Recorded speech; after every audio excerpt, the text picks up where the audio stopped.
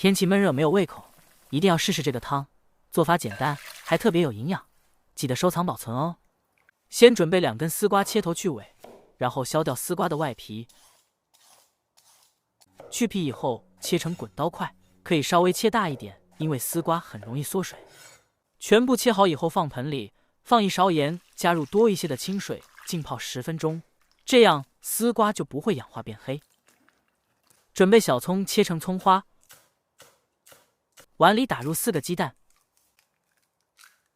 准备1块嫩豆腐，先切成厚片，然后切成条，最后切成小方丁。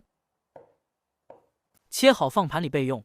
锅中油热，倒入鸡蛋，刚下锅，先不要翻动，让鸡蛋定型。定型以后，煎至颜色金黄，然后翻过来煎另一面，2面都煎好以后盛出。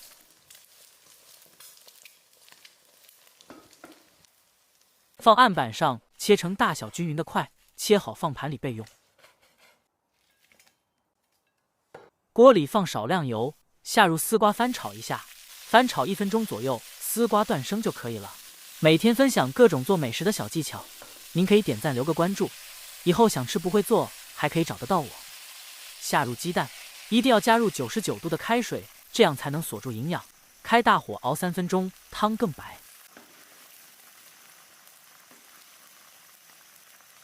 下入嫩豆腐，调味加盐和松鲜鲜，继续煮1分钟。